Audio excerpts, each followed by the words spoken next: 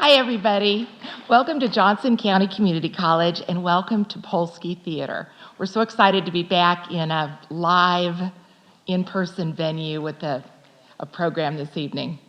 My name is Gretchen Thum, and I'm a professor of journalism and the chair of our Journalism and Media Communications department here. And we're so excited to have you here for the Polsky Practical Personal Enrichment Series. A few quick announcements that are mandatory before we get started. There are emergency exits, the red signs all around you. And if we had to evacuate in an emergency, just go through the nearest exit. Our ushers, who are the Vol Stars, are also going to be on hand to assist you with anything you need. And please remember, it looks like everybody's being very good. We do still require masks unless you're on stage, and then you get a pass. This series was established by the college in 1997, and it's underwritten by the Norman and Elaine Polsky Family Supporting Foundation in conjunction with the JCCC Foundation. The series seeks to educate and empower the public in areas of education, health, wellness, and financial stability. We like to provide a variety with the Polsky series, and those of you who have attended in the past know that we do that. Norman and Elaine Polsky were great philanthropists in the community and good friends to JCCC. We welcome the members of the Polsky family watching live stream this evening, including Larry and Ellen Polsky. The JCCC Journalism and Media Communications Department was really excited to partner with the JCCC Foundation for this presentation. At our college, journalism is all about finding and telling the story.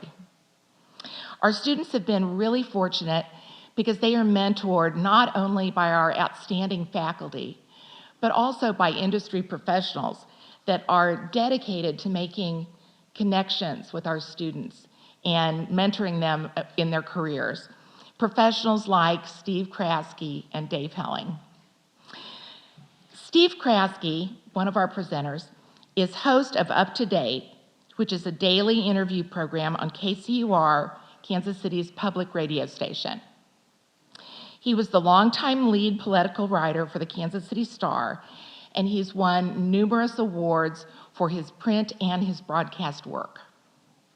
The Washington Post called Steve one of the nation's top state political reporters.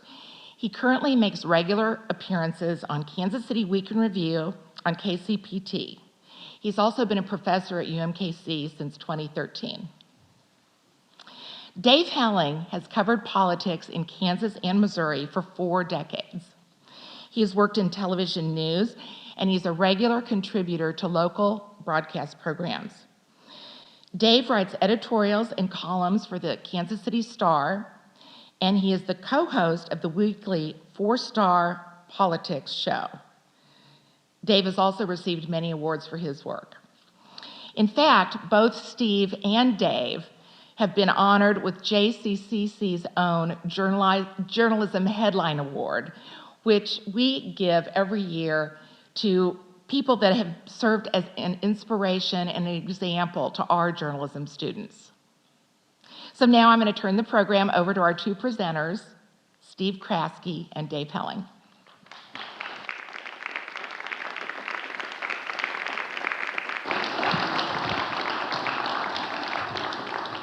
You know, this is kind of a thrill getting introduced. Journalists don't usually come out from behind curtains in front of crowds, so this is a big night for Dave and I. So thank you very much for having us here. Great to be with y'all. It's actually stunning that this many people would go, we're driving over here going, I hope there's 10 people in the audience. Yeah.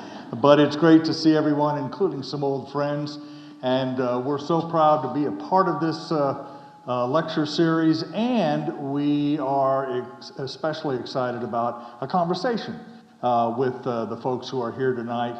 And your own observations about the state of reporting and mass media and fact-based reporting in our country. So as we chat here tonight, be thinking about your own observations, your own involvement with media, and we certainly want to hear from you folks in the audience as well. I'll have a few introductory remarks, then Steve will talk, and then I'll talk, and then we'll take a break and get back together for some final thoughts and then questions and observations. Let me start by saying for decades, really, people who observe the mass media in the United States, and particularly the print press, which I'm a part of, have been predicting the demise of what we call mainstream reporting. By that we mean trained journalists working for and crucially paid by general distribution outlets like television, radio, newspapers, and magazines. It's the model that most of us in this room grew up with, right? A daily newspaper, 3 television stations bringing you the news, and radio stations, which used to have 3 or 4 reporters each. It was not uncommon 30 years ago to attend a news conference in Kansas City and find 20 or 25 reporters there from various outlets. That, of course, is not the case today. It's amazing to think, isn't it, that just 30 years ago, you got 2 newspapers a day, right? The Times in the morning and the Star in the afternoon. That was just 30 years ago. Those days, of course, have changed forever. Now, you're going to hear that tonight. You're going to hear how the model of journalism has changed dramatically, particularly over the last 10 years or so. But those changes that were set in motion longer ago than that, it hasn't collapsed completely. Newspaper's still a thing. How many subscribe? Raise your hand. If you don't, I'll be in the back after tonight's presentation and taking your subscription requests. But you will hear tonight scores of studies which reveal the severe contraction of reporting skill and person power, if you will, at virtually every news media outlet in the United States. You'll hear about the death of classified advertising. You'll hear about the death of display advertising. When we were growing up, the paper was filled with advertisements from where? Jones Store, Nordstrom, Sears, Montgomery Ward, Dillard's. They've all disappeared from not only the Kansas City Star, but most daily newspapers. You'll hear about the efforts by our publisher and other to move people actually away from the printed product to the World Wide Web, which has the advantage of getting you more readers, but is not anywhere near as lucrative financially as subscriptions and advertising.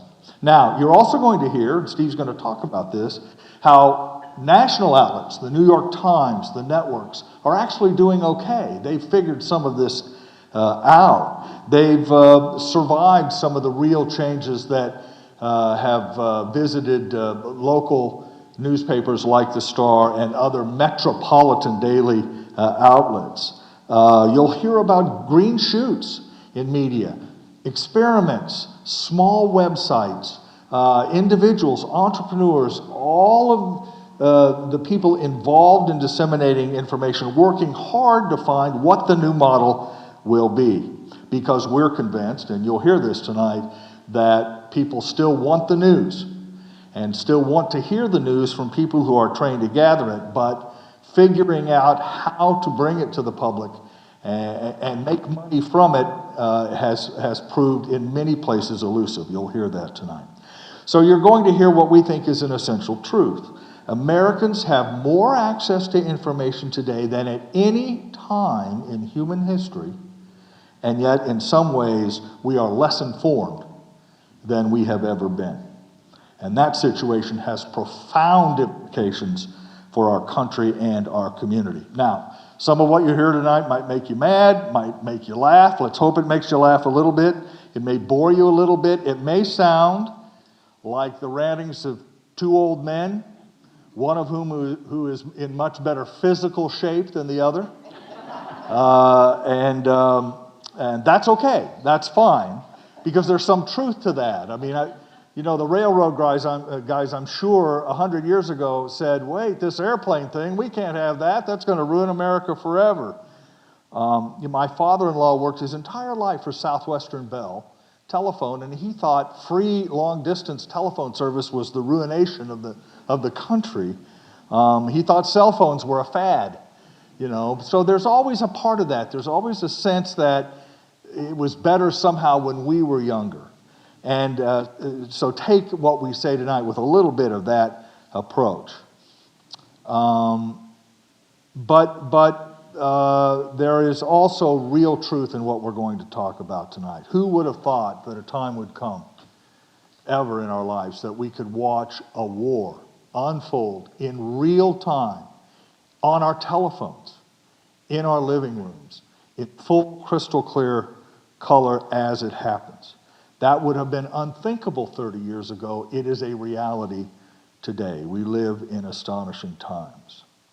What we hope emerges from tonight's discussion is our passion for the news. We love what we do still, not necessarily in how it gets to you, but how it's gathered and presented to the public. Steve and I have committed our professional lives to the idea that free citizens need reliable information in order to make quality decisions about public issues. And we remain convinced that the news, fairly and accurately reported, is essential to our nation. And that it is now, the news, threatened in systemic ways without a clear alternative in sight. Now, you're going to hear the words free speech tonight, of course, but you may hear about what some people are now calling cheap speech, a new term conned by observers who have two things in mind. First, that information is made widely available now by people untrained in journalism and unpaid for their views. It might be your aunt in Chicago on Facebook or a school buddy on Twitter. But people who are not pursuing journalism as a vocation have become news gatherers for many Americans, and the results, we think, are clear. And the other thing is there's so much information now. It's like a fire hose, isn't it? It isn't 3 TV stations and your local paper. It's literally 24/7 inundation, if you will, with news and information, that the value of any one piece of information is diminished because we have so much of it. So we have it produced by people who are working basically for free, and so much of it that in both trends suggest what is now called cheap speech, easy to produce and ubiquitous everywhere. Despite what you may hear or think tonight, it's going to be very difficult to put that kind of toothpaste back in the tube. So our work must be to provide quality information essential to self-government in an environment that prefers cheap speech often, or perhaps no speech at all. It is a very difficult problem. We all must be part of that solution. So, again, your observations and thoughts will be important in that dialogue, and with that, I introduce you to my good friend Steve Crest. Yeah.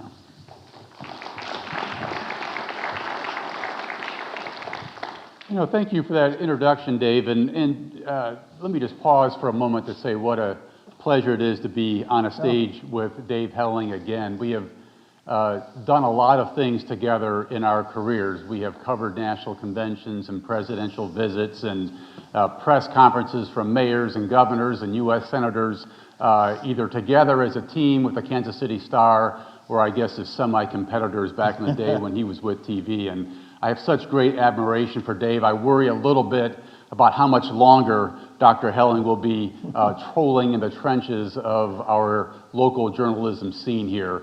So if you talk to him afterwards, you might want to encourage him to stick around a little longer if he possibly can. So yeah, thank you. I'm blushing. Just curious about how many of you still believe in miracles. There you go. Well, we just witnessed one here tonight because we got through 10 minutes of Dave Helling without him mentioning his grandbabies, which he is rightfully so proud of and talks about endlessly in the newsroom when I was with him, and even today when we get together all the time. These are Dave's grandbabies. Mine look a little bit different these days. Haven't quite gotten there yet, but we're working on it. just in broad outlines, what we're going to do here tonight, I'm going to speak about where we are. Dave will come up and talk about where we've been, and then we'll both, and maybe me a little bit more, talk a little bit about where we think we're going in the future. And where we think we're going in the future has a lot to do with nonprofit journalism. Certainly an enterprise I'm engaged with every day at KCUR Public Radio, the best of nonprofits in my estimation, and we'll talk more about that as we go through here. This is what Dave and I worry about right now. We worry about this all the time.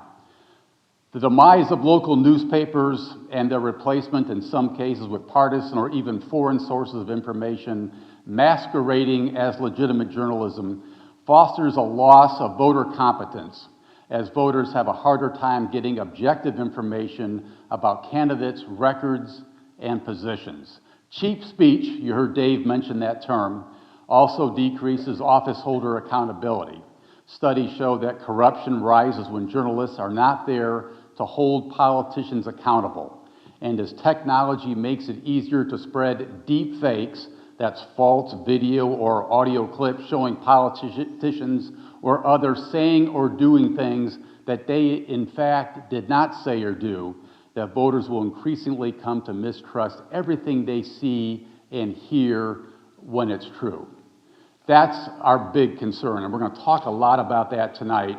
We're obviously seeing that play out right now in Ukraine and in Russia. We're seeing that play out in our own country with the divide, the partisanship that has taken hold of our media here in this country.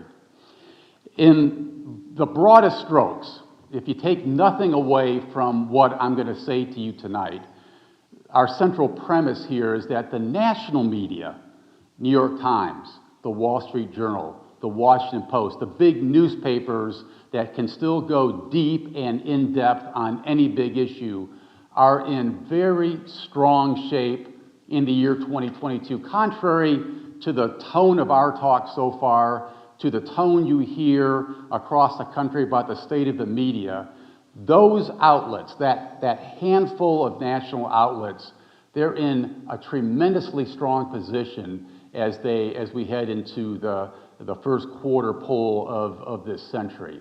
It's the local media where the rubber is hitting the road, where the trouble is out there, and that's what Dave and I are mostly concerned about. It's the local media. A story in point. I know many of you are familiar with what's been going on in Kansas City, Kansas in recent months, with the stories of the FBI investigating the Kansas City, Kansas Police Department going back 20 and even 30 years, okay? Think about this for a moment. The Kansas City, Kansas Police Department, a department allegedly so corrupt that even the citizens of Wyandotte County, the citizens of Kansas City, Kansas, were living in fear of their own police department.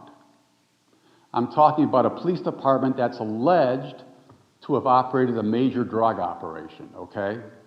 A police department that's alleged to have overlooked the drug epidemic of the 1990s. A police department that it's alleged beat its own citizens in its own county jails. A police department where a detective named Roger Golubski, okay, traded indictments and criminal statements in exchange for sex with the moms of people he was thinking about putting in jail.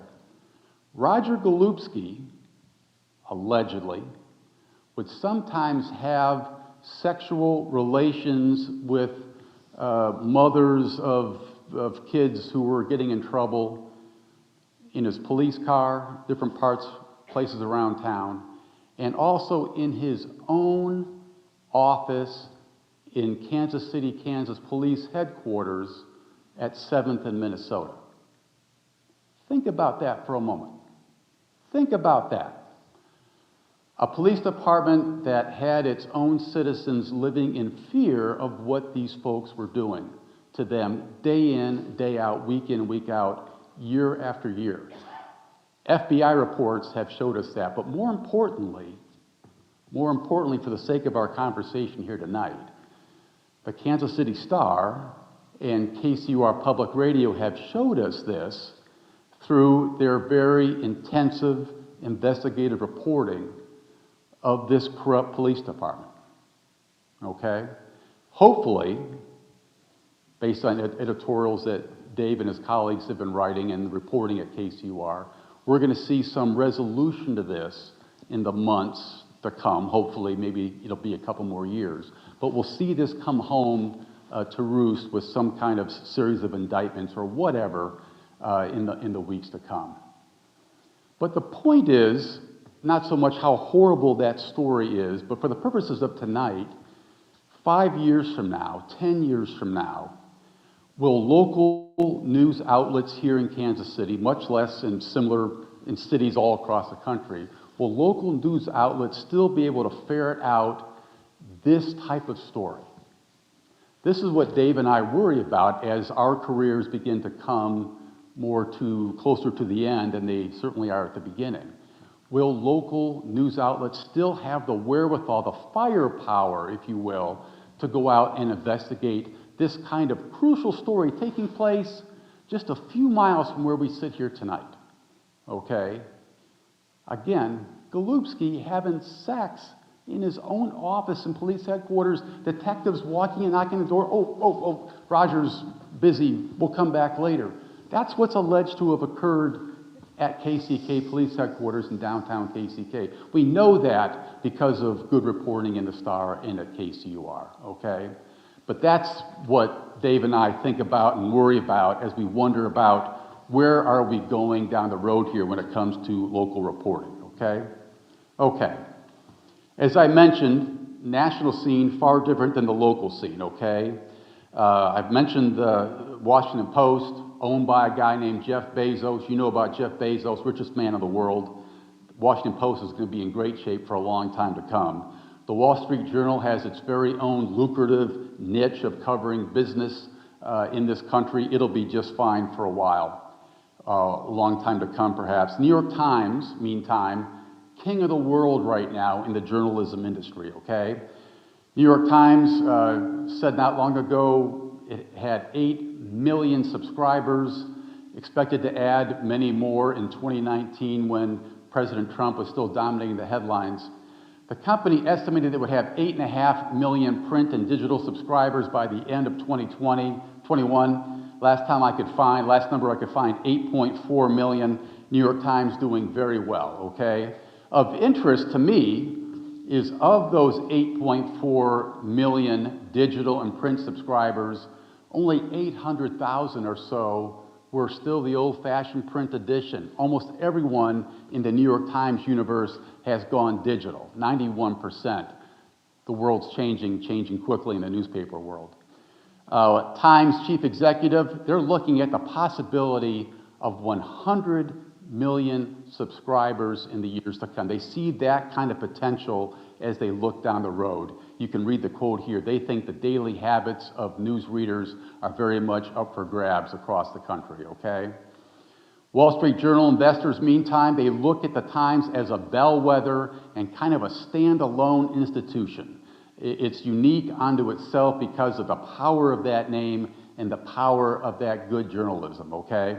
The company's digital performance shows what's possible for a news media organization, even in the age of Facebook and Google.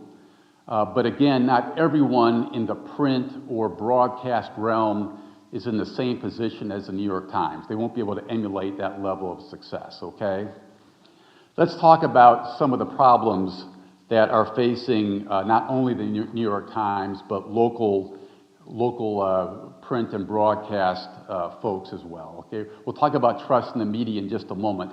Here at home, a group called Chatham Asset Management now owns your Kansas City Star and the rest of the former McClatchy news chain, okay? That's a hedge fund, folks. You know that. Dave knows that better than anybody else, okay? And the concern with that is no one has any illusions here that a hedge fund wants to invest big dollars in the success and the growth of the Kansas City Star. They are there to milk that company of profits, as we've seen happen all across the country, because hedge funds now own or control 1/2 of daily newspapers in the United States. Let me say that again. Hedge funds now own 1/2 of all the daily newspapers in this country, okay? Been a slight shift, slight trend in recent years of local owners regaining control of some properties. We're seeing some of that. That's seen as a good sign because local ownership, they know the market, they know their residents. That's where the industry, where a lot of folks want to see the newspaper industry go. But that metric is happening on kind of a slow kind of level. So anyway, hedge fund ownership, not a really good thing. In the meantime, local print and broadcast operations in this intensely partisan era really struggling with how to control and how to write about a president like Donald Trump. And it's reflected in some of the numbers we're seeing when it comes to trust in the news media right now. You can read these numbers for yourselves. 4 in 10 Americans say they have a great deal of trust in their main news sources. Only 7 in 10 Republicans say they have some. 7 in 10 Republicans say they have some or not much trust in these news sources. So a lot of skepticism from the right. This is obviously a very scary time for media operations trying to cover politicians in this intensely politicized era. We live in a time when obviously the media has had to call out the President of the United States for lies that he utters, in some cases day in and day out, week in and week out when he was president of this country. And you could see for sure how difficult it was for the media to weigh into this idea of calling out the president as a bald-faced liar over and over and over again. And it's certainly reflected in these numbers when it comes to trust in the media. We're seeing those numbers continue to decline as the years pass. I want to show you a few slides here of what the New York Times did when it came to covering Trump and what it felt it was forced to say about the President of the United States. Here's the New York Times editorial. Early in Trump's tenure, many Americans have become accustomed to President Trump's lies, but as regular as they have become, the country should not allow itself to become numb to them. So we have cataloged nearly every outright lie he has told since taking the oath of office. Later in 2021, shortly before the election, we saw this headline in the New York Times, then this headline midway through his term. Each time President Trump says something that we know based on the evidence is not accurate, we hear from readers who are upset that we did not call the president a liar. And I'll tell you, story from today's radio show on Up to Date, this is the kind of stuff you get into. At 9:32 this morning, I was wrapping up a conversation with Kansas Senator Roger Marshall, okay? And I was asking him some questions about how he was going to vote on the new Supreme Court nominee, okay? At 9:34, I had to transition to a taped piece that was cut for size, no wiggle room there, okay? At 9:32, I'm listening to Roger Marshall starting to light up, the Democrats for this pick of this Supreme Court nominee, and then he was beginning to tell me how civil the Republicans have been to the Supreme Court nominee. At the same moment, the news director has run in to the studio and handed me a sheet with the announcement that it's a Google or Facebook? Facebook Meta. is creating this data processing center up north, $8 million investment, the whole thing. I'm trying to read this, listen to Roger Marshall, and I've got a 9:34 hard out, and I didn't have a chance to really push back on him hard when he talked about how civil the Republicans had been to the Supreme Court nominee. And awkward moment. I just didn't feel like I was able to do my job at a moment like that.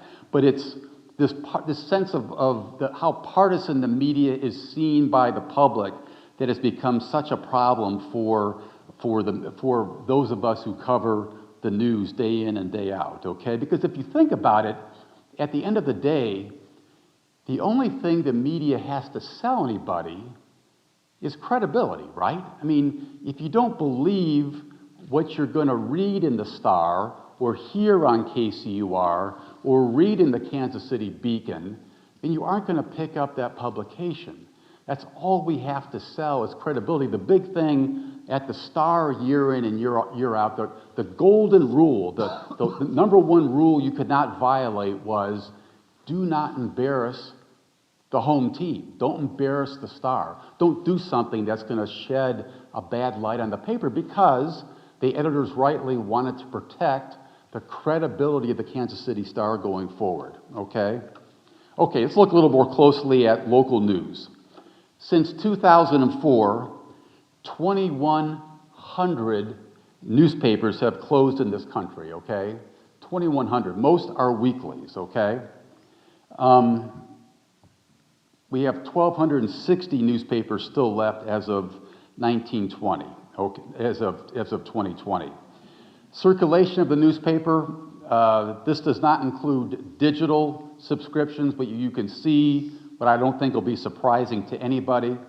The Kansas City Star, no exception here, the impact of this changing news environment on the Star itself.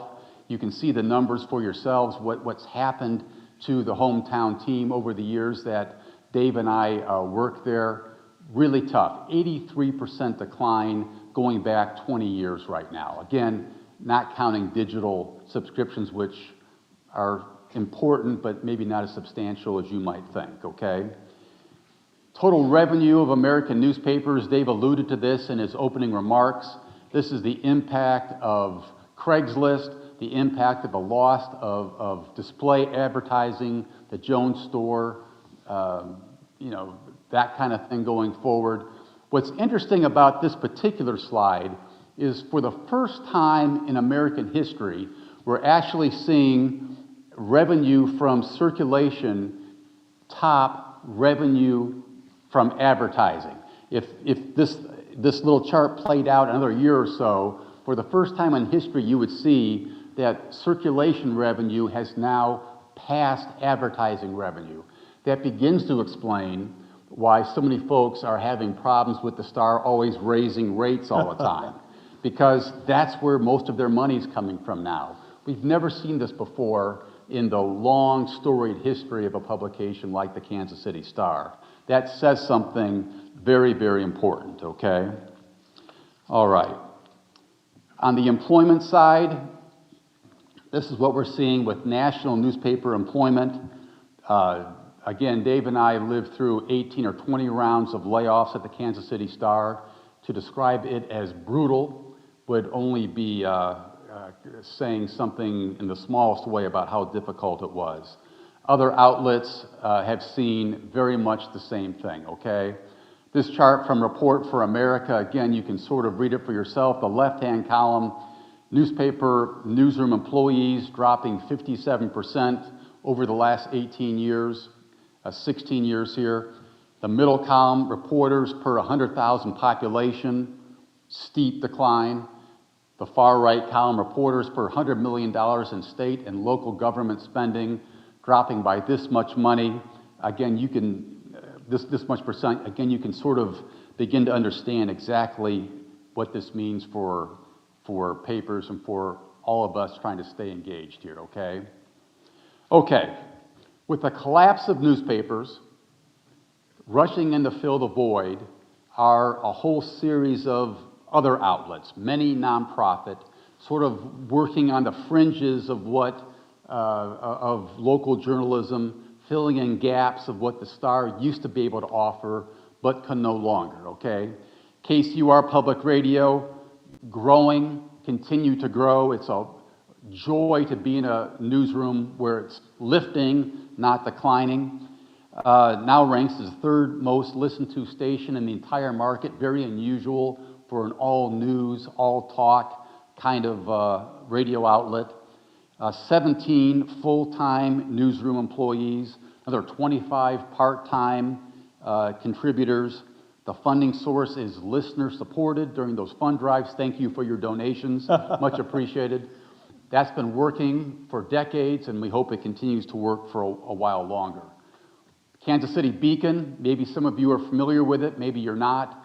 A local news outlet that bills itself as an investigative news outlet, doing stories that it says the Star can't do anymore. I think it's had some mixed success on that front. This audience may be more familiar with the Shawnee Mission Post, okay?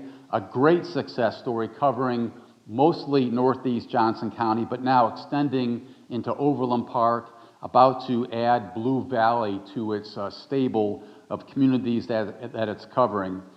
Phenomenally successful. Jay Center has done just a great job with Kyle Palmer, an old KCOR colleague of mine. It now has 5,500 subscribers at $6 or $7 a month, plus advertising. You can do the math yourself and figure out that it's not doing too poorly. But having said that, I want to point out that it's covering well-off communities. Northeast Johnson County, Prairie Village, now going to Blue Valley. You're not seeing them expand to Wyandotte County, okay, which remains a news desert. We'll talk more about that in a few moments. And that's a concern, okay? Also want to mention these two organizations covering our state houses. If you're not familiar with the Missouri Independent or the Kansas Reflector, you should be. Terrific news outlets being run by reporters who work for the Cap Journal in Topeka, work for the Kansas City Star, the St. Louis Post-Dispatch on the Missouri side. Tremendous journalists, great firepower, probably offering you the best state house coverage that you can find anywhere here in our listenership, okay? Nonprofit newsrooms, again, proliferating, okay? 50 a year sprouting up over the last 5 years. That's the big trend in journalism these days. But there's a trick here. How many of you are even familiar with the Kansas Reflector? Some of you, maybe a quarter of you, okay?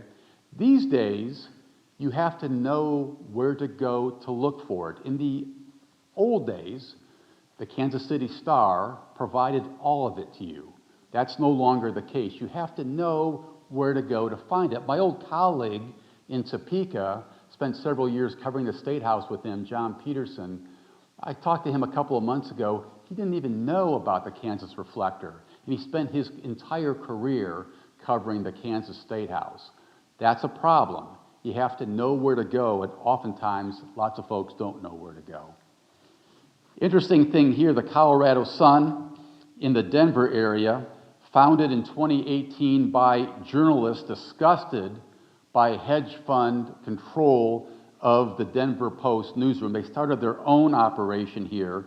It began with 10 full-time staff members. Today, it now totals 21, has 170,000 newsletter subscribers, 14,000 readers who pay to support it. This might be, again, another path forward for journalism in this country, okay? Some other quick things before Dave comes up. This is good news. Digital news and advertising continues to grow.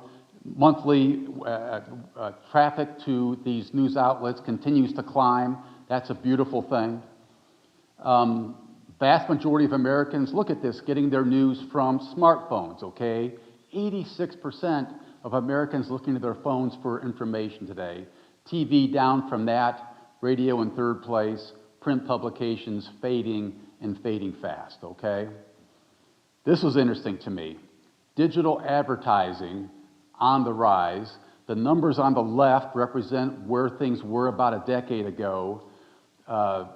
$30.3 billion through desktop advertising. It's grown $10 billion since then to $40 billion. Look what's happened on the right side, mobile device advertising.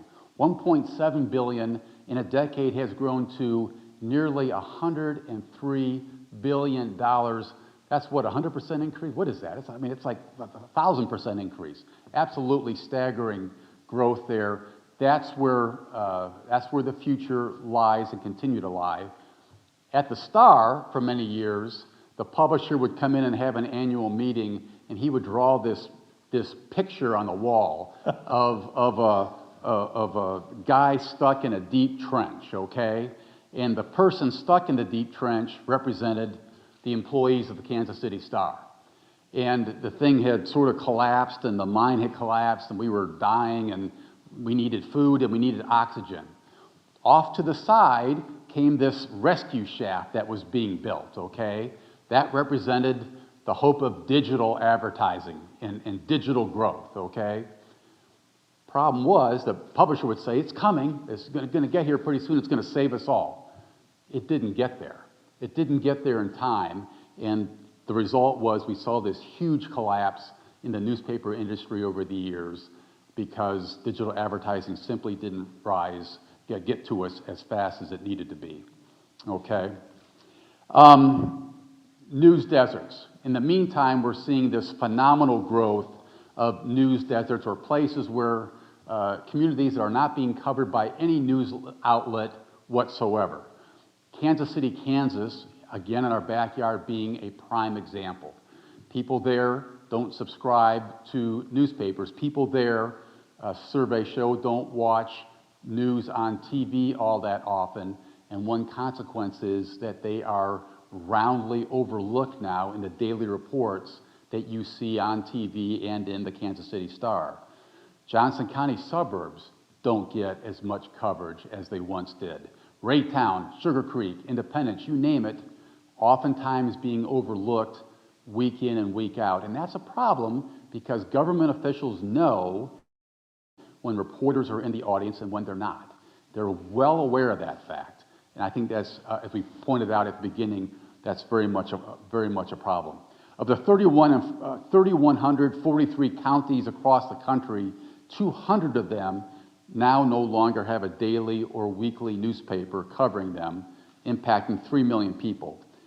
1,449 counties have only one newspaper, usually published just weekly. 2,000 counties now no longer have a daily newspaper.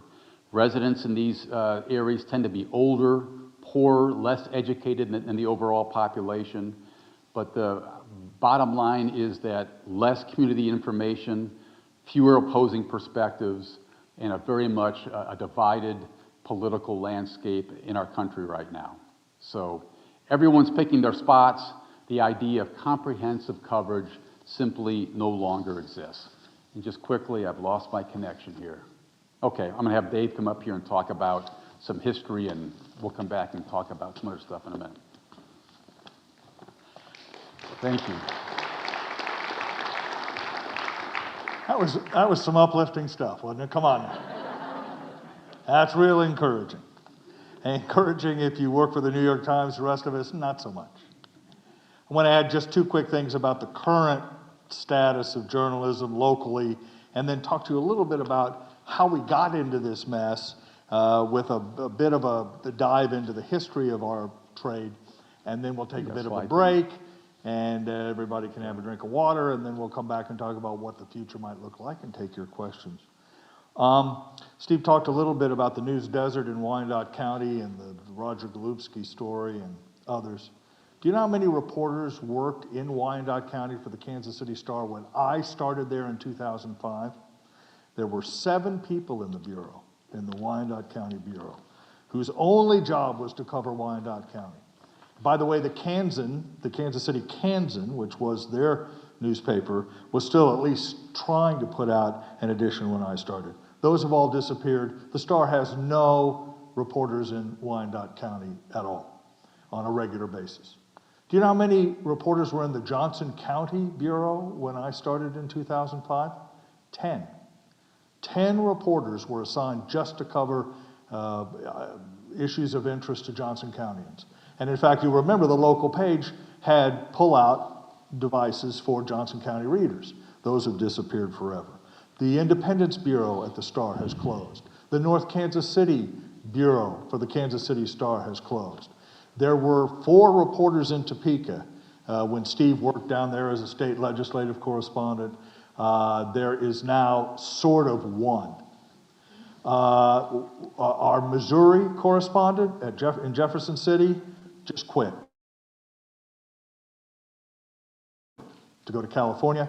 So we're sort of making do with some pinch hitters and some of the material from some of the other news outlets that you've heard. That's what the diminution of reporting power has really meant. It means that where we once had 5 people at City Hall in Kansas City, Missouri, now there's 1. Nobody in the state capitals, nobody in surrounding communities. That's really what the practical effect of these economic challenges have been. Now, as some of you may know, back when I was a handsome young lad, I worked in television news.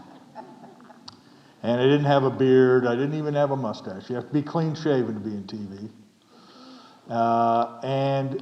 They have not been, by they I mean TV stations, are not immune to these pressures either, financially.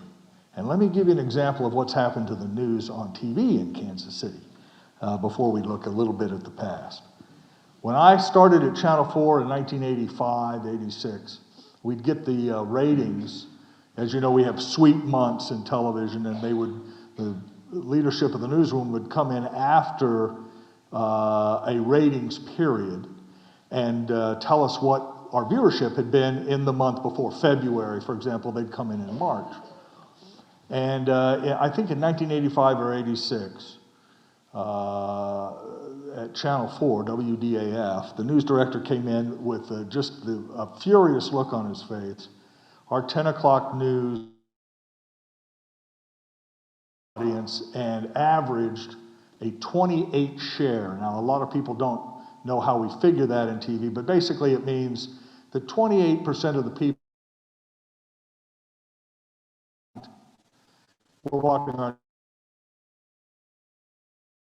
their 28 share of the broadcast market at 10 o'clock.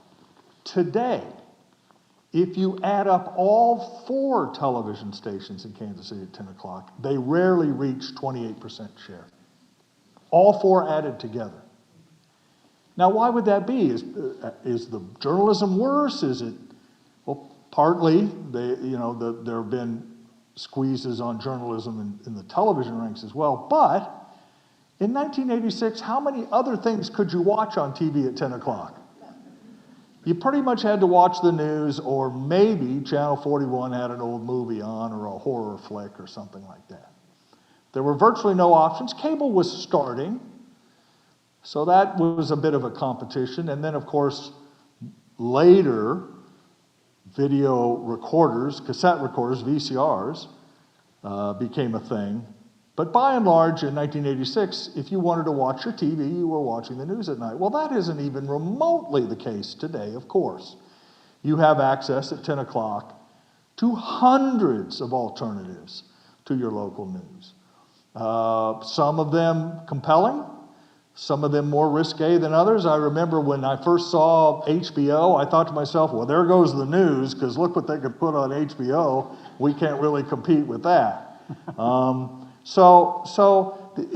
I guess I tell that story to reinforce what Steve is talking about, and that is that the media environment itself has squeezed income and profits, and therefore squeezed the number of people that can go out and gather the news, and that becomes a self-reinforcing cycle. You're less willing to pay for your paper, or less willing to watch the news because you think there is less quality reporting in that document.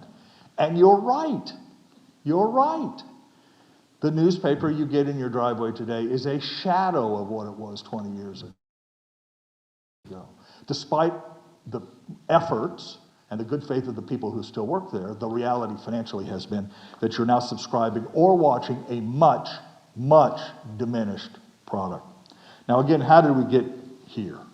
Let me give you about 10 minutes of a brief history of journalism, and then, as I say, we'll take a break and then look at the future. The first newspaper ever published in America, does anybody know the name of it? First paper ever? It's called Public Occurrences, Foreign and Domestic, which I still think is a great name. If they ever came to me at the Star and said, what should we call ourselves? Kansas City Public Occurrences, Foreign and Domestic sounds like a good idea. Now, how many issues of public occurrences, foreign and domestic, were ever published? One. Guy put out a paper and he said, hey, we're going to bring you all the news from around the world that's important to you. And the government came in and said, nah, I don't think so. You don't have the proper permission. This was in the 1600s, long before, maybe early 1700s, long before, of course, the First Amendment or the U.S. Constitution. But it started really an explosion in the late 1700s and for much of the 1800s, an explosion of newspapers and newspapering. But they would not, those documents, those papers, would not be in most cases recognizable to us today. They did have important information about, go ahead if you can click on that. They did have important information about shipping and some advertising, but basically they were very opinionated newspapers. You knew when you were buying a Republican paper, although the Republican Party didn't exist in the early 1800s, of course, but you knew when you were buying a Federalist paper or a Democratic Republican paper. They were known for their opinions. The opinions were sharp and argumentative. Don't ever forget that Alexander Hamilton, I assume we've heard of that name, was shot in a duel over a letter to the editor. Literally, a letter to the editor of a local newspaper upset Alexander Hamilton and led to his duel with Aaron Burr. And that's how papers operated. Thomas Jefferson hired people to report for papers that would support his point of view. They were largely political documents and only secondarily advertising vehicles as well. And that continued really for many, many years up to the Civil War. In many ways, with one or two important exceptions, but in many ways, journalism in the first part of our country resembled the journalism we have today, which is very opinionated, limited in circulation, based more on political leanings than it might be on fact gathering. The idea of a neutral journalistic endeavor was unthinkable in the early part of our nation's history. It just didn't happen. When the founders wrote the First Amendment, they wrote it for a press that was robust, opinionated, and of limited circulation. It was printed on cloth in many cases so that it could be passed around at the local pub or posted on a door for others to read. And that was the case really up until about the start of the Civil War, when the American people began to want information from the battlefront quickly and accurately. They were less interested in arguments about politics than they were about the health of their sons who were in the Army and were fighting on the fields of the United States. So the demand began for newspapers to provide fact-based information, often delivered by telegraph, gathered by correspondents in the field, and then read by different communities across the country. And the editors of those papers said, look, we don't telegraph us something from Bull Run about what you think about slavery. We've got that covered. What we want to know is how did the battle go? And so this whole idea of a more objective press began to grow and to develop. The Associated Press, which was a sharing device among newspapers, began to spring up about this time. And the AP newspaper said, look, we don't want your opinion, we want the facts that you can provide. And so journalists began to learn that they needed to work to get opinion and bias out of their stories so that it would play across the country. Now, newspapering still remained a bit of a niche product. How many have seen the movie News of the World with Tom Hanks? It's a great movie. I recommend it highly. And the whole point of Tom Hanks' job in that movie is, it's a Western, is he buys newspapers. This is just after the Civil War. He'll buy a newspaper and then travel around the country reading the paper to paying audiences. And he would just simply take the paper out of a satchel, and for a penny you could sit in the audience and hear him read the fantastic stories from Illinois or Nevada or wherever. That's what defined journalism in the latter half of the 19th century, and that is better reporting, but not great circulation. There wasn't a lot of people reading the paper, and of course it was the only way to get public news then was your local paper, but there just wasn't that much of it. That began to change around the turn of the century into the 20th century when the modern journalist endeavor became ubiquitous across the United States. Yellow journalism, the penny press, Pulitzer, Hearst, all the great publishers, William Rockhill Nelson, who published The Star. The list goes on and on of people who saw a way to make a profit by delivering a low-cost, entertaining, and often crusading journalism to the public. There was a time in Kansas City, do you have the clicker around? Yep. I'm not even sure. Yeah, there's the Kansas City Star. There were 8 papers in Kansas City in 1920. 8 newspapers, including, there's a list of the names of them. 2 of them, the Call and the Kansas City Star, are still around. But 8 papers in the 1920s. That's because entrepreneurs began to believe that robust journalism would not only have an audience, as long as you kept the costs low, but it would provide a place for advertisers to display their wares. And when you put those 2 things together, you began to develop an extraordinarily powerful industry that was based on journalism as we know it today, or at least people Steve's age and my age know it and knew it. And that maintained itself really through the entire 20th century until about 2000, reaching its apex really in the 70s, 80s, and 90s with Watergate, the Reagan administration. How many remember the paper from the 1990s, your Kansas City Star? It's about that thick. You know, your Sunday paper sometimes was delivered in 2 different bags because there was so much in it. In 1993, you may remember floods devastated Kansas and Missouri. The Star put out a special section of about 75 pages.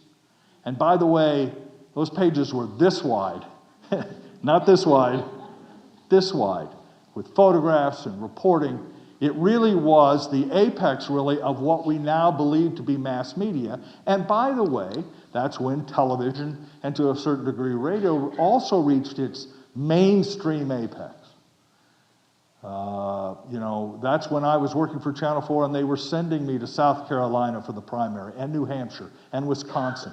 And we went to political conventions and we covered local politicians, Senator Bob Dole and others, closely and carefully. I began the 80s in Washington, D.C. as a correspondent for a small station in Wichita, Kansas, because the satellite technology was new and we were able to provide information quickly to our public. So the 18th century and 19th centuries were diffuse, opinionated, political, much like our time today. The great growth of the mass media, as we understand it, was the 20th century, and now in the 21st, that industry has collapsed. And we are back to where we were in 1820, 200 years ago, in which our journalism is dominated by opinion, bias. People watch Fox News because they expect a certain thing from Fox News.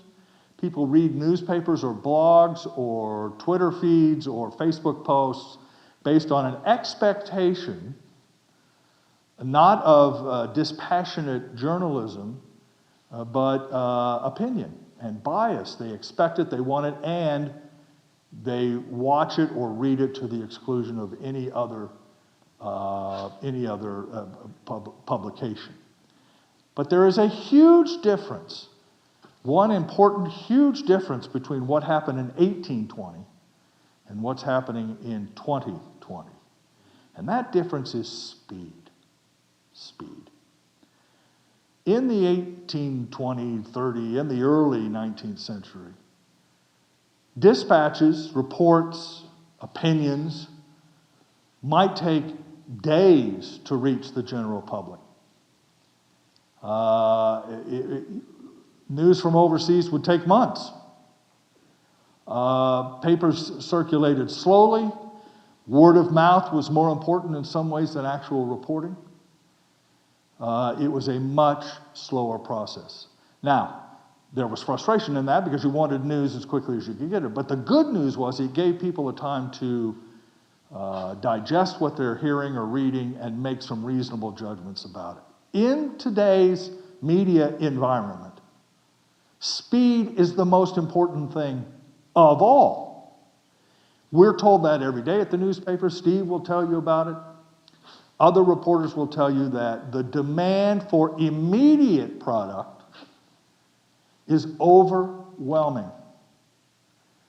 Editors, publishers say, we want it now.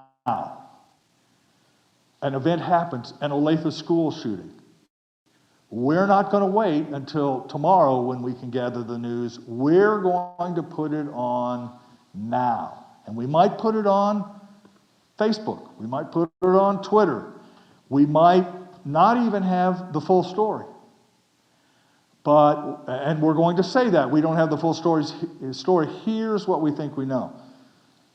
But the problem with that, and one of the issues we need to wrestle with, is when you publish on that basis, you don't give the reader or the viewer much time to think about the information that he or she is consuming, and therefore judgments are distorted. Understandings change. Attention spans are attenuated. Belief in what you're seeing is more difficult to achieve because the viewer and the reader knows they're getting only part of a story that develops. That's true of an Olathe shooting, but it's true about across almost everything we do. I work for the editorial board. We have our editorial meeting at 9:30 in the morning. I published an editorial today at 10:30, an hour later. I didn't have the rest of the day to think about it, the rest of the morning to think about it. I had about 45 minutes to gather my thoughts, our thoughts on a developing story in Kansas City, Missouri, and then to publish it. And that lasts for about 4 hours, and now we need something else. So has always been great comfort in our business that this diffuse, unregulated journalism that we experience now is very similar to what we saw 200 years ago. And the Republic survived. The reality is that we're in an era now where not only do we have hundreds of sources, thousands of sources, but each one of them competing with the other, not on the facts, and not on the truth, but on how fast we can get it to you and how fast we can move on to the next story. And so when you couple that trend with some of the things we talked about the collapse of revenue, the demand for more subscription prices, all of those things put together leads to a journalism that is arguably very, very inferior to what we might have had 50 years ago. And then that's why people stop buying it. It's not useful to them. There are other things to do, and then the spiral begins, and that's the condition that I think Steve and I are here to talk about tonight. We have been here before, but we have never been in an environment where you can get news on your phone instantaneously. And not only can you, but you want it that way, and then you move on to the next. We want to provide it. And the idea that Steve and I, when I started at the Star, we would spend 2 or 3 days on a story would be laughable today. We just don't. We're trying to do this Wednesday, Sunday thing, but by and large, speed and aggression and providing partial facts is more important than it was 50 years ago in the mainstream environment in which we lived. So that's kind of a brief overview of where we are, the collapse of employment, collapse of circulation, 1,000 different outlets now where 3 or 4 existed before, coupled with a demand in a technological world for speed and partial news. And it cannot be a surprise that the state of the media in 2022 is under enormous challenge. With that in mind, let's take a break, have a glass of water, or go to the restroom or whatever. We'll get back together in 10 minutes to give you a little bit of a look at what is coming, and then we'll take all your questions. Thanks.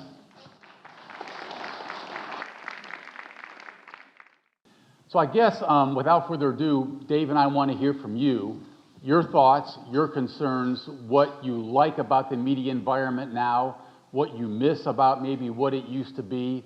And we have folks with microphones, I think, who'll be walking around. I think they're up right here at the behind the first. If you so have if a wanna question, raise step a up hand there and or raise a hand. we'll get a microphone to you. We can kind of hear you, Try and so be- if you want to just be responsive as we loud, can. that'll work too. Yes, ma'am. Are these issues international? The answer is yes, to some varying degrees, in part because of different histories in countries.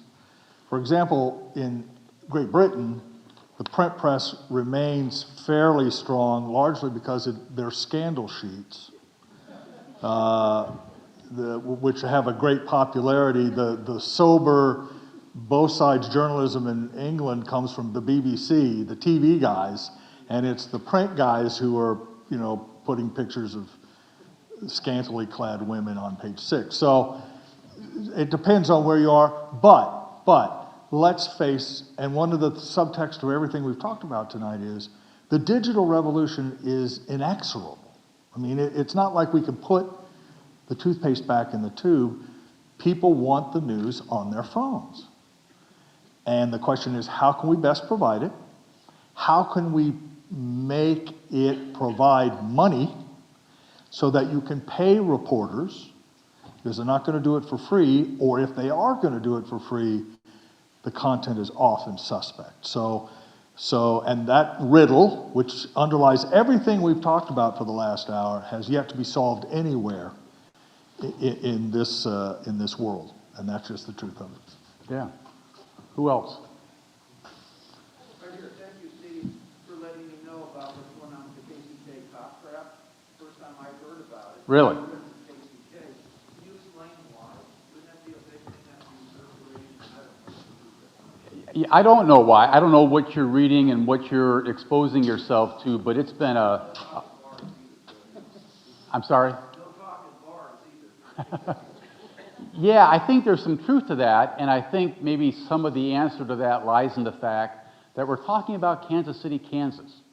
And I think people overlook Kansas City, Kansas.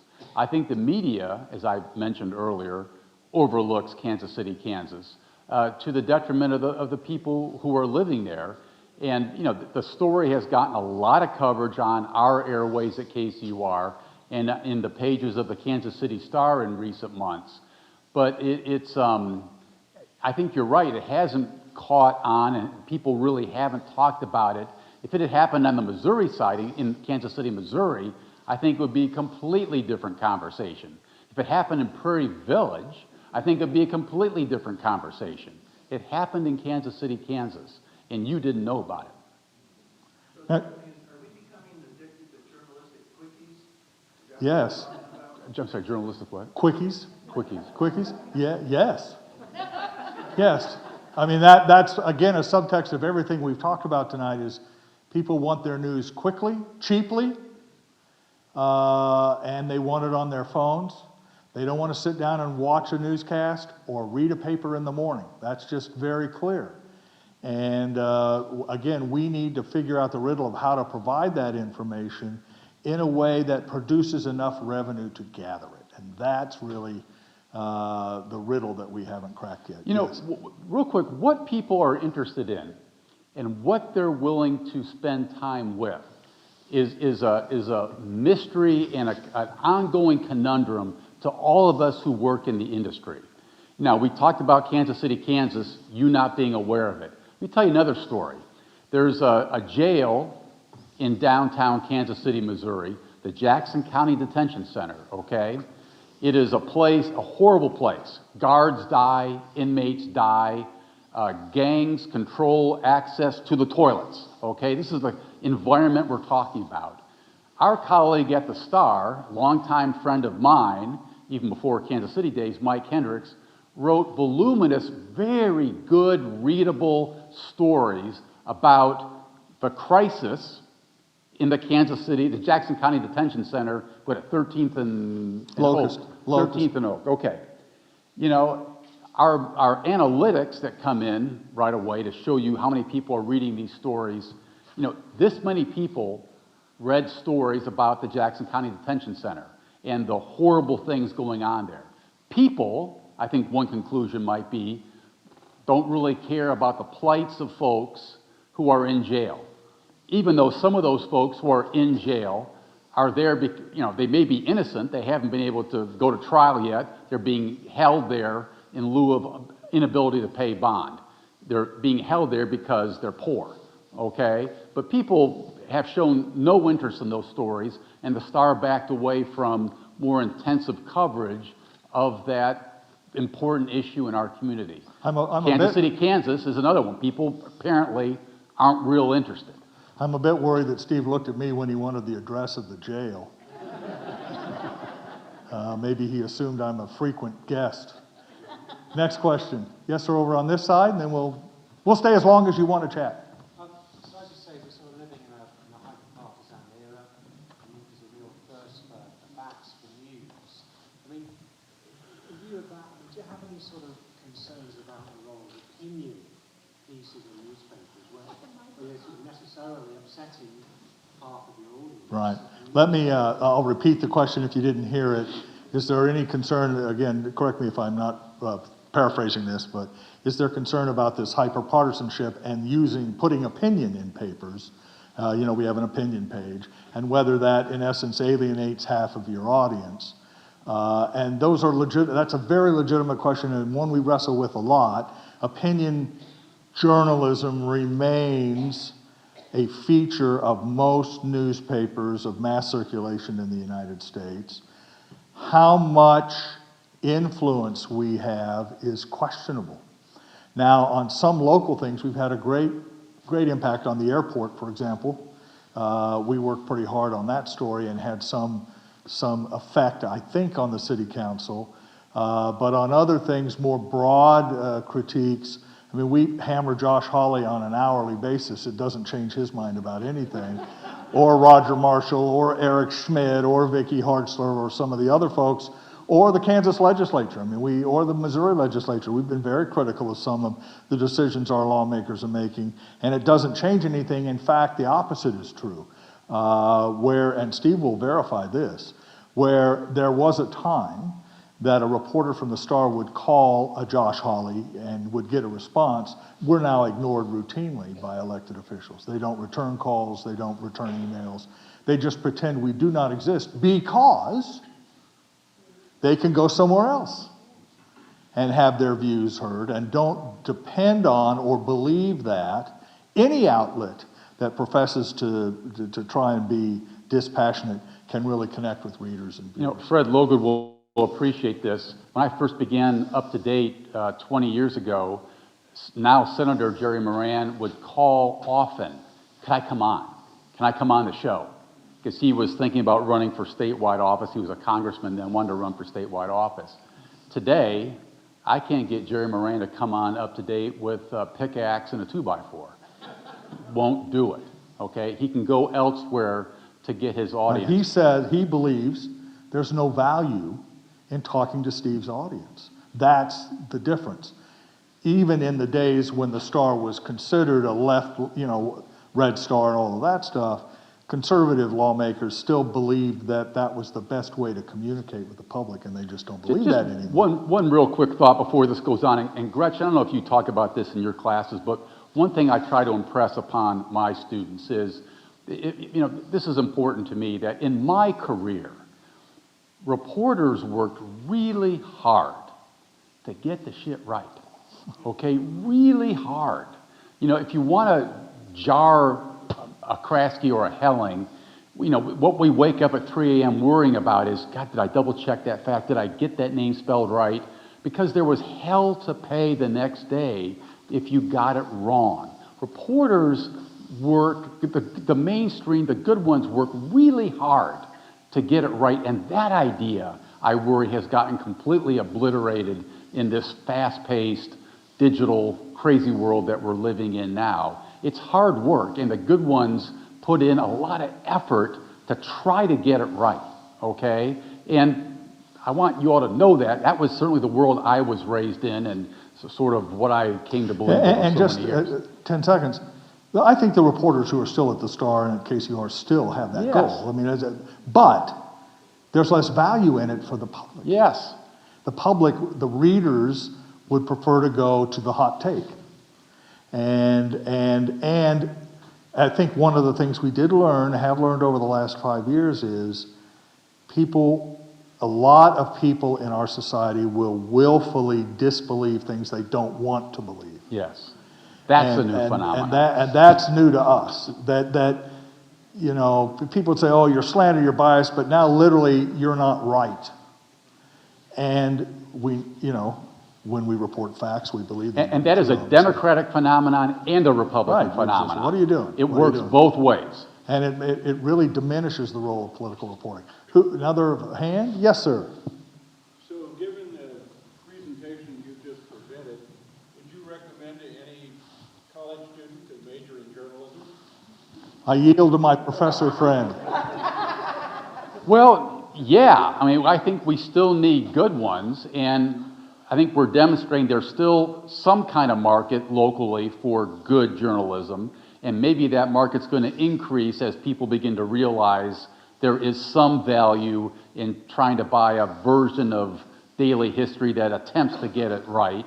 And certainly on the national scene, we're seeing, the New York Times, exploding in readership, and potentially that explosion is going to continue for many, many years to come. There is still value there. People who lived back in the caves, in the caveman times, they wanted information. People would go down to the wharves to see the ships come in. They wanted to know what was going on in the world. That need, that thirst, that hunger hasn't left any of us.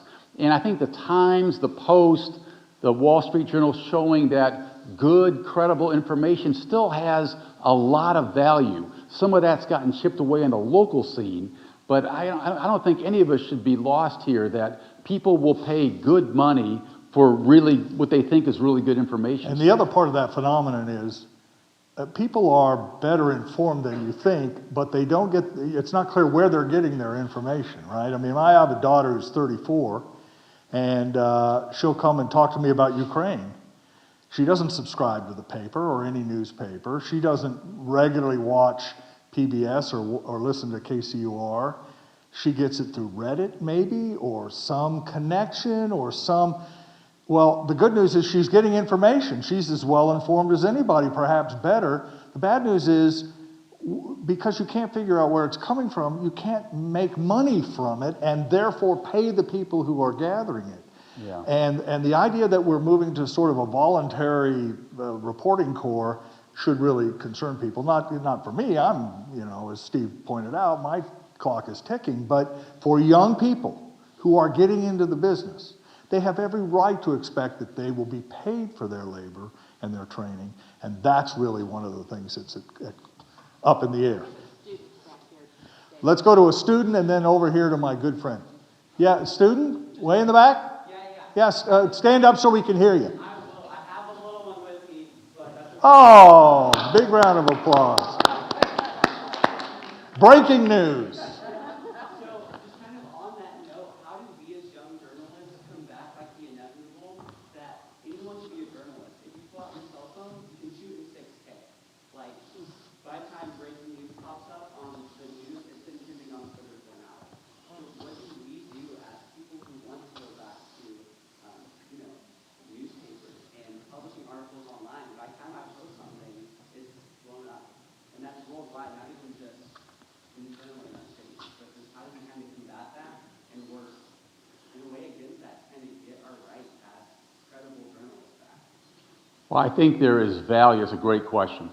I think there is great value in those folks who are able to provide me some perspective and some analysis of the important events of today. God, if we ever needed great analysis and perspective, it's right now with what's going on in Russia and Ukraine, much less what's going on in Washington, D.C. right now. And that's the kind of stuff I tend to gravitate toward, are those reporters who have earned a reputation of providing the kind of in-depth analysis of a moment in time that helps me understand what's going on. Yesterday, I was trolling pretty quickly trying to figure out what does the trade of Tyreek Hill mean to the Kansas City Chiefs. I wanted to know that, and I was looking for it within an hour or two of the announcement of that trade. So that information to me is still really valuable, and I think there's a future for young journalists who are willing to put in time in the trenches to learn their craft and then provide me that kind of analysis going forward. When did the Chiefs trade Tyreek Hill? Let me just add one other thing for young journalists, students in the audience. The other thing that I think will do you great good is to commit yourself at this age to fairness, accuracy, completeness, if you will, understanding the context of your reporting, speed, learning how to write quickly on a deadline. Again, think pieces, long stroking of the Just pen. learn how to write. Learn how to write Warren quickly. Buffett says your In fact, lifetime earnings go up 50% Yeah. if you learn how to write. And I believe that this riddle will be figured out, and there will be a place for that, because we believe that there's still a value in fairly accurately reported journalism. And so it's very dispiriting, the idea of, majoring in journalism. But the reality is, if you learn those skills and execute them, there will be a place for you. I'm convinced of that. We're about out of time. A couple more? One more? How about Yeah. one more? No, we already have Miss one. Logan. How much longer do we expect to see the star in print? There's a betting line out there, Carol. Yeah, what time is it now? It's 8:30. About 3 years ago, I was at a conference in Texas with not Art Brisbane, but Sulzberger, Arthur, who now publishes the New York Times. And as some of you may know, Arthur spent some time in Kansas City as the Kansas City bureau chief for the Times. And he's a very interesting, great guy. And we spent about 20 minutes together, and I said, let me ask you this. Do you think that the New York Times will still have a print edition in your lifetime as the publisher? He was about 32 or 33. And he said, well, it depends on how long I'm the publisher. And I said, let's just assume that you're the publisher for the rest of your life, like the other Sulzbergers. And he said, I'm not sure we'll still be printing 30 years from now. I think that eventually the print edition of the Star will go away. I do too. But I don't know when. It's very expensive not only to print it in Des Moines and drive it here, but then to drive it to your front driveway. And it's just not the way you would invent journalism if you invented it today. So the print edition is in trouble. But the Star as an institution, I think, will survive somewhat longer than that. I hope so. Carol, Katie and I switched from print for the first time in 35 years to digital about 2 months ago. I'm already used to it. You can do it too. Oh, have you been doing it? You can't do it. Fred's the problem. Oh. Fred can't do it because he doesn't know how to work a computer, but most people.